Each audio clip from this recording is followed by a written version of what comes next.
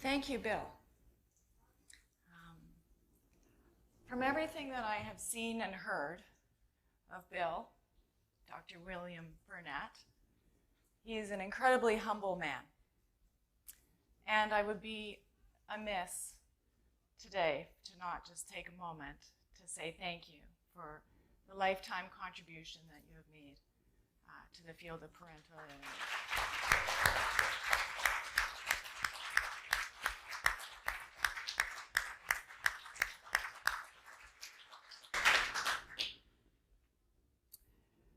I also want to acknowledge the executive committee of the Parental Alienation Study Group. Dr. Amy Baker's contribution we're all very well aware of.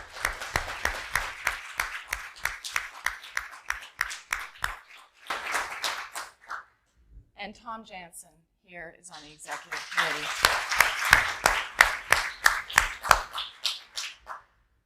These three people have donated so much for all of us to learn and be supported in the various ways that we're here. I do want to also acknowledge everybody else. There's so many names who have contributed to this incredible conference that we are beginning to make the PASG 2019 conference a success.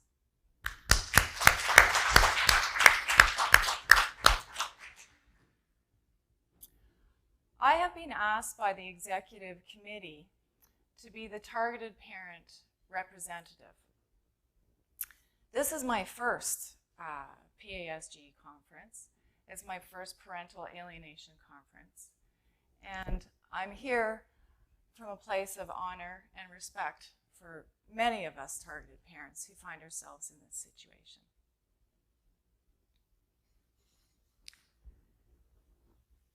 I want to say it is wonderful. As Bill said, we have people from 17 countries here. We have quite an international and diverse community here that represent a range of perspectives, culturally and professionally, as well as from the parent perspective.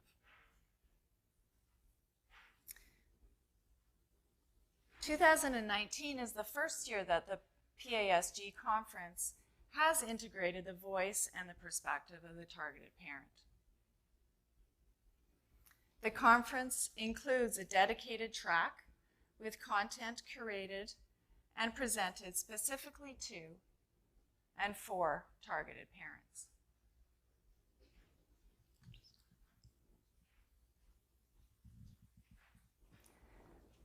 This vision of welcoming, being inclusive, and giving voice to all people involved with and touched with parental alienation, legal professionals, mental health professionals,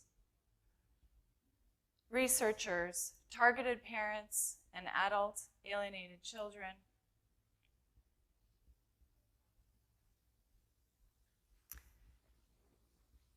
is groundbreaking in this field of parental alienation. The vision is for today, and as the original peoples say, my indigenous family and friends say, the vision is for today and for the next 7 generations. We hold through the next 3 days this vision of inclusivity, giving voice, and healing. I stand before you as the target parent representative. The only reason that I am here is because I am a mother. In my community, I am the life giver.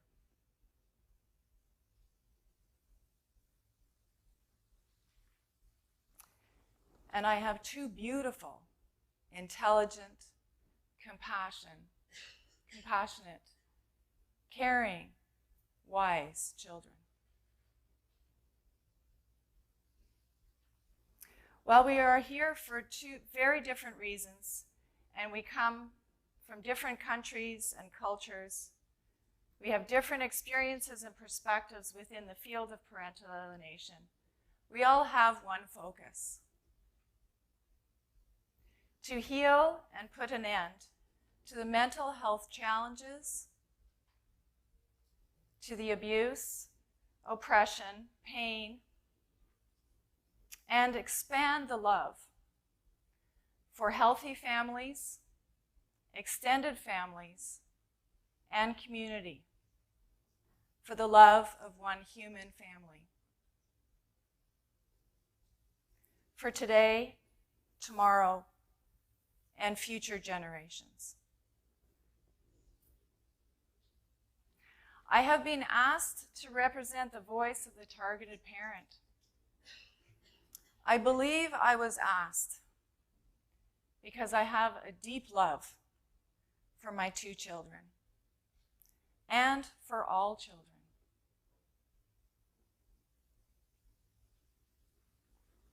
It is with honor that I stand here today, and it is with trepidation, as it is essential to remember that each parent, each mother or father, is very different. And each child is specially unique. And therefore, each relationship between a parent and each child is unique.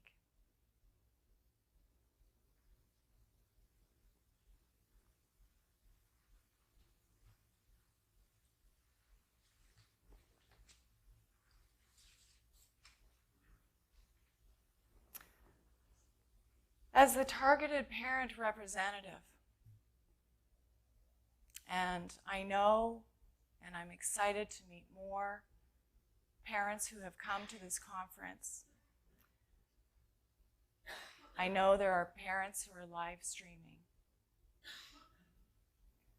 I've taken a lot of time to think what words I can offer. And I want to say on behalf of all the targeted parents that I have ever met or spoken to, and to my own children, I love you. I love you with all my heart. I will never stop. And in fact, the love only expands and gets deeper and stronger every day.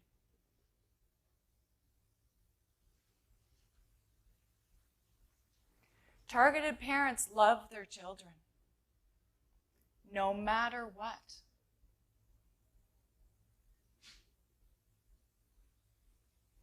As a targeted parent for this representative for this 2019 conference, I speak from the perspective of both a targeted parent and as someone who has worked in the field of violence against families and children. I speak from the perspective of a clinician and counselor. Today is a day of mixed emotions for us targeted parents. It is so encouraging to see this beautiful community with all of this support and the dedication that so many have brought to support our families. This gives us a lot of hope.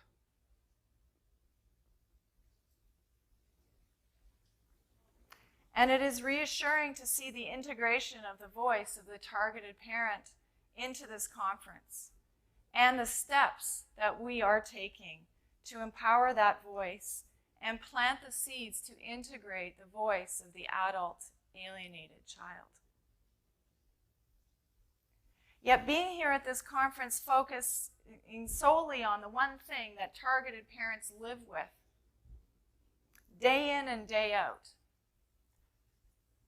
also highlights the waves of heartache the loss that ebb and flow through us every day as targeted parents.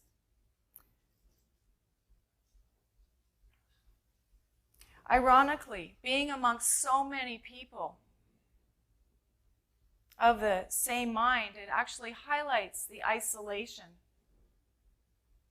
that comes with being a targeted parent. Isolation is a powerful tool of abuse, oppression, and control.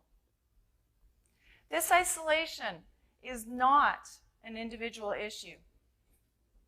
I'm aware and have had it affirmed by many parental alienation experts that if you had to describe parental alienation in a word or two, it is a form of oppression and abuse.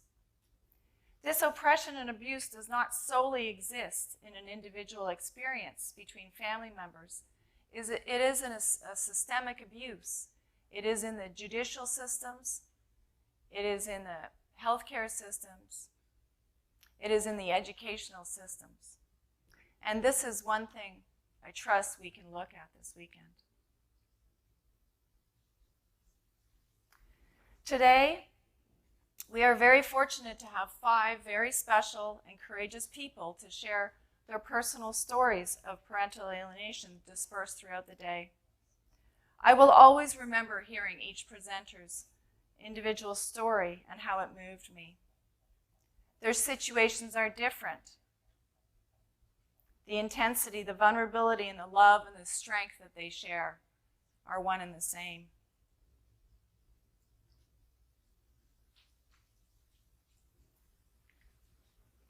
Throughout the conference, I invite you to find ways to work together, to come from a place of non-judgment, and to listen to each other.